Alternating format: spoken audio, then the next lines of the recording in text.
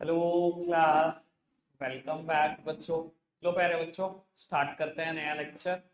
बेटा चर्चा शुरू कर रहे हैं इलस्ट्रेशन नंबर 12 से। आज 12 और 13 दो क्वेश्चन करने हैं। दोनों में कुछ ऐसी नई बात है जो पहले नहीं करी हुई। सामने देखिए बेटे। बेटा इलस्ट्रेशन नंबर 12 मैं पढ़ूंगा, नंबर लाइन मैं बनाऊंगा, अकाउंट आप बनाएंगे। बेटा नंबर लाइन में इसलिए बना रहा हूं कि क्वेश्चन में कुछ नई बात है। ठीक है जी। ऐसे ही बेटा अगले क्वेश्चन में भी थोड़ी सी बात मुझे करनी पड़ेगी। नंबर लाइन वहां आप बनाओगे, ठीक है जी। अकाउंट से रिलेटेड थोड़ी सी बात मैं कर दूंगा। पढ़ते हैं जी। Sushma limited purchased a plant on 1st of April 15 for 2,40,000. It bought another plant on 1st of July 16 for 1,60,000. On 1st of January, plant bought on 1st of April 15 was sold for 1,60,000 and a fresh plant was purchased on the same date. बेटा पहला plant खरीदा, दूसरा plant खरीदा, पहला plant बेच दिया, फिर एक और प्लांट खरीद लिया, तीसरा प्लांट खरीद लिया। अब ये बात बड़े काम की है। कहता है fresh plant was purchased on the same date, payment of this plant will be made as under 1st of January 18 40,000, 1st of January 19 48,000, 1st of January 20 44,000. Payment made in 2019 and 20 includes interest of 8,000 and 4,000 respectively. DAP is charged at the rate 10% per annum on the diminishing balance method. Show the plant account for 3 years ended 31st of March 16 to 31st of March 18. बेटा मुझे 3 साल का plant account दिखाना है। अब 2 minute के लिए सामने आराम से एक बात को समझ लो। देखो नंबर लाइन तो बनाएंगे बनाएंगे, सारी की सारी गेम फंसी किस प्लांट में हुई है बेटा, जो तीसरा प्लांट है। कहता है आपने एक फ्रेश प्लांट खरीदा तो है सेम डेट पर, ये same date 1st of January 18 की है। कहता है पेमेंट आपने ऐसे ऐसे करी है इस प्लांट की, और 2019 की पेमेंट में और 20 की पेमेंट में ना 8,000 और 4,000 का ब्याज है। एक बात बताओ बेटा, ब्याज से कभी कोई एसेट बनती है? ब्याज से कोई एसेट तो नहीं बनती। अब अगर ब्याज से कोई एसेट नहीं बनती और ब्याज इसके अंदर शामिल है, अगर मैं ब्याज निकाल दूंगा तो मेरे पेमेंट का मेरे प्लान का एक्चुअल प्राइस आ जाएगा। एक बात। दूसरी बात, दो तीन बातें मेरे को यहां पर समझानी है। अगर मान लो जैसे कि क्वेश्चन साइलेंट है कि किसी ने बताया कि पुट टू यूज कब हुआ, नहीं बताया। सामने देखते हैं ना प्लीज। बेटा अगर मैंने प्लांट 1st of January 18 को खरीदा है, ऑब्वियसली कुछ नहीं का, तो पुट टू यूज उसी दिन कर दिया, जिस दिन खरीदा उसी दिन इस्तेमाल करनी शुरू कर दी मशीन।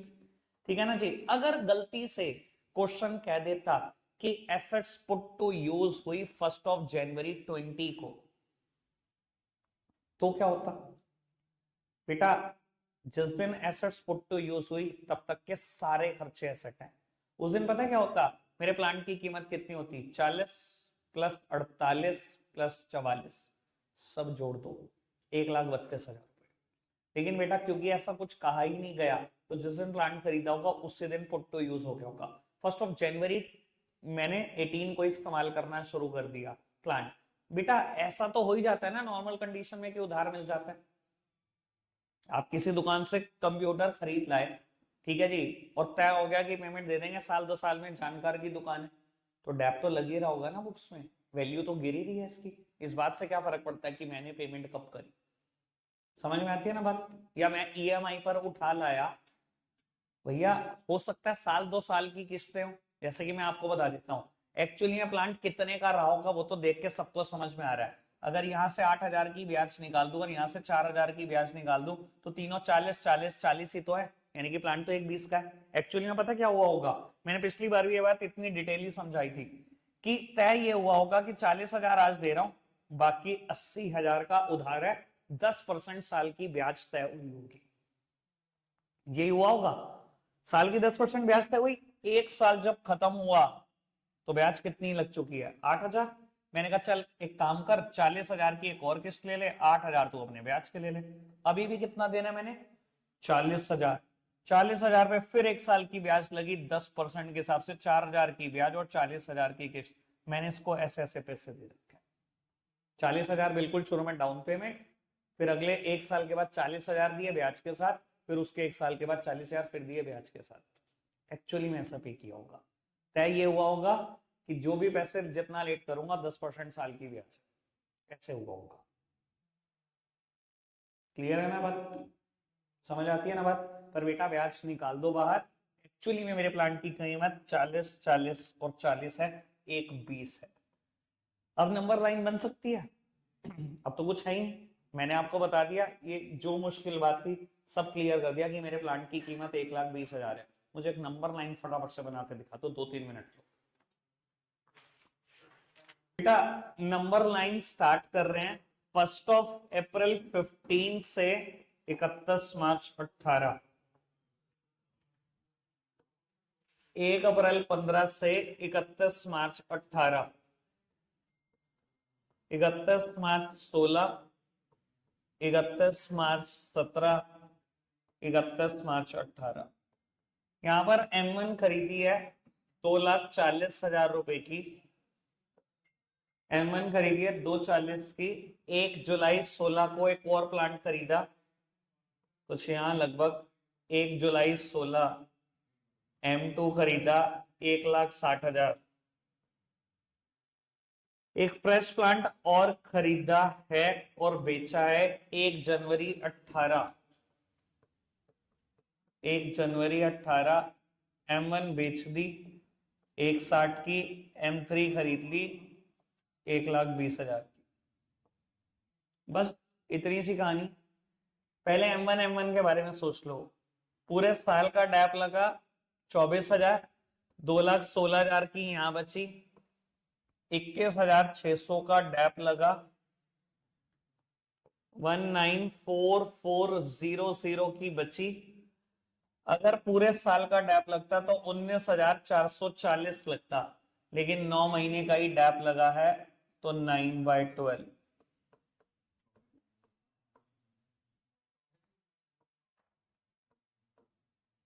भाई साहब 3 से मल्टीप्लाई नहीं करी थी शिवम, सीधा 4860 लिखा हुआ।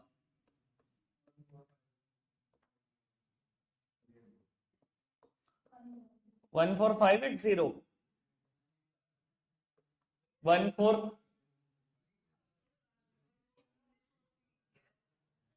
भाई मेरी मशीन 31, हर्षित अब बर्दाश्त नहीं हो रहा मेरे को। मेरी मशीन 31 मार्च 17 को कितने की थी? मेरी मशीन 31 मार्च 17 को थी 1,94,400 की। 14,580 का डेप्रीसिएशन और लग गया। अभी भी मशीन बचती है 1,79,820 की, और मैंने कितने की बेच दी बेटा? 1,60,000। 19,820 का लॉस, यही आ रहा होगा सर, ठीक है ना जी। बेटा M2 और M3 के बारे में भी देख लो। M2 पर डेप्रीसिएशन कितना?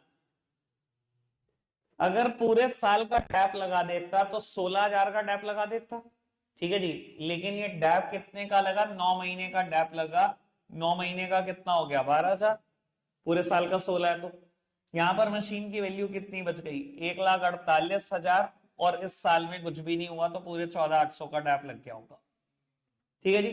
बट अबाउट M3, भैया 1,20 की मशीन खरीदी, पूरे साल का डैप 12,000, तो 3 महीने का कितना? 3,000। बस खत्म, कुछ है ही नहीं।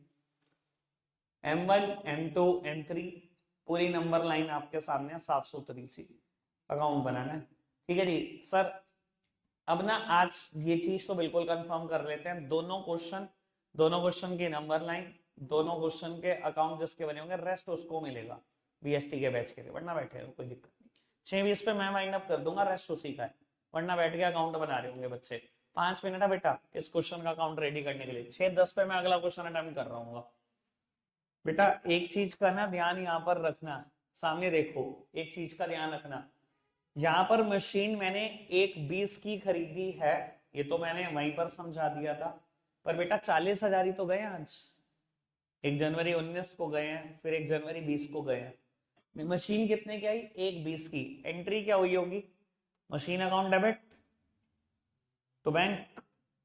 मशीन तो आई 1,20 की, पैसे गए हैं 40,000, बाकी creditors to creditor account 80,000। Machine is on a debit side, posting should be done on the debit side. सामने वाली साइड का नाम लिखना, तो बैंक 40 तो क्रेडिटर 80, सीधा टू बैंक 120 मत लिख देना, नंबर कट जाएगा। ठीक है, चलो जल्दी से करो पैक। बेटा नेक्स्ट इलस्ट्रेशन स्टार्ट कर रहे हैं, इलस्ट्रेशन नंबर 13, सबसे आसान है, बस मैं एक जर्नल एंट्री की वजह से इस क्वेश्चन को कर रहा हूं। कहता है 1 जनवरी 15 को जयपुर ट्रांसपोर्ट कंपनी के पास एक ट्रक था 4 लाख रुपए का। 1 जुलाई 16 को वो ट्रक का एक्सीडेंट हो गया, पूरा ट्रक खत्म, 3 लाख रुपए इंश्योरेंस कंपनी से आए फुल सेटलमेंट में। बस ये एक जर्नल एंट्री है जिसके चक्कर में मैं बनाऊंगा ये, मतलब नंबर लाइन तो आप ही बनाओगे, मैं सिर्फ डिस्कशन कर दूंगा अकाउंट में क्या करोगे। On the same date another truck was purchased by the company for 5 lakh. The company write off 20% DAP per annum on WDV method. The accounts are closed on 31st of March every year. Truck account बना दो 3 साल का। ठीक है जी, 1 जनवरी 15 पहला साल खत्म हुआ है, 31 जनवरी 15, 31 जनवरी 31 मार्च 16 और 31 मार्च 17। ठीक है जी, बनाओ जी, अकाउंट बनाओ, आप नंबर लाइन बनाओ, मैं बताऊंगा जर्नल एंट्री का क्या करना है उसका। चलो फटाफट से कर दो बेटा। नंबर लाइन ड्रॉ कर रहा हूं मैं, सामने देखो जी, बस अब सामने देखेंगे सब। 1 जनवरी 2015 कंपनी ने पहला ट्रक खरीदा 4 लाख रुपए का, बस। 31 मार्च 15 पहला साल खत्म, 31 मार्च 16 दूसरा साल खत्म, 31 मार्च 17 तीसरा साल खत्म। 1 जुलाई 16 को कुछ यहां पर 1 जुलाई 16 को ट्रक का एक्सीडेंट हो गया, बाद में इंश्योरेंस कंपनी से पैसे मिलने हैं 3 लाख रुपए। ठीक है जी, देखते हैं। और उसके बाद कहता है आज के दिन ही एक और ट्रक खरीद लिया 5 लाख रुपए का, 20% WDV पर डैप लगाओ जी। बेटा पहला साल अगर पूरा डैप लगता 20% तो 80,000 का डैप लगता, पर बेटा 3 महीने का डैप कितना, 20,000। यहां पर ट्रक की वैल्यू है 3,80,000, पूरा 20% डैप लगा दो इस साल में और कुछ भी नहीं हुआ, 76,000। यहाँ ट्रक की वैल्यू है 3,04,000। अगर पूरा 20% डैप लगता तो कितना होता, और ये डैप लगना है सिर्फ 3 ही महीने का। लो जी, 3 महीने का डेप्रीसिएशन निकाल देते हैं 15,200। इधर देखना जी, 3,04,000 की चीज 15,200 का डेप्रीसिएशन माइनस कर दो, देख लेते हैं एक्चुअल वैल्यू कितनी है, 288800 यहां पर वैल्यू है। और इंश्योरेंस कंपनी ने पूरी सेटलमेंट में कितने पैसे दे दिए, 3 लाख। ठीक है जी, अब बेटा एक बात बताओ, जब यहां पर 3 लाख रुपए मिलने थे इंश्योरेंस कंपनी से, मैंने एंट्री क्या पास की होगी, सबसे पहले इंश्योरेंस कंपनी को डेटर बनाया होगा, सबसे पहले इंश्योरेंस कंपनी को हमने डेटर बनाया। हमारी तो मशीन खत्म हो गई है, मशीन एक एसेट है, हमेशा डेबिट होती है, खत्म हो गई मशीन को कर दो क्रेडिट। इंश्योरेंस कंपनी को बना दो debtor, insurance company account, insurance company को बना दिया डेटर। इंश्योरेंस कंपनी 3 लाख देने को तैयार है, मेरी मशीन खत्म हुई 2,88,800 की, बाकी बचा हुआ गेन है, gain on sale of asset 11,200 रुपए। अब बेटा काम की बात बता देता हूं, अभी तक हमेशा क्या होता है, जब भी मशीन जाती है by bank by bank by bank लिखने की इतनी गंदी आदत पड़ चुकी होती है कि इस क्वेश्चन में भी हम बाय बैंक लिखाते हैं। Machine is on a credit side, posting should be done on the credit side, सामने वाली साइड का नाम आएगा, आप लिखोगे बाय इंश्योरेंस कंपनी। समझ में आ रही है बात, बाय इंश्योरेंस कंपनी, और बेटा अमाउंट लिख दोगे। क्लियर अच्छी बात, समझ में आती है बात। चलो ठीक, आपके लिए 2 क्वेश्चन होमवर्क है, मैं भी ग्रुप में सेंड कर रहा हूं बेटा, पिक शेयर कर रहा हूं। जिन्होंने अकाउंट बना लिया दोनों क्वेश्चन का नंबर लाइन का वो जा सकते हैं, रखते आज के लिए इतना ही है, बाय बाय।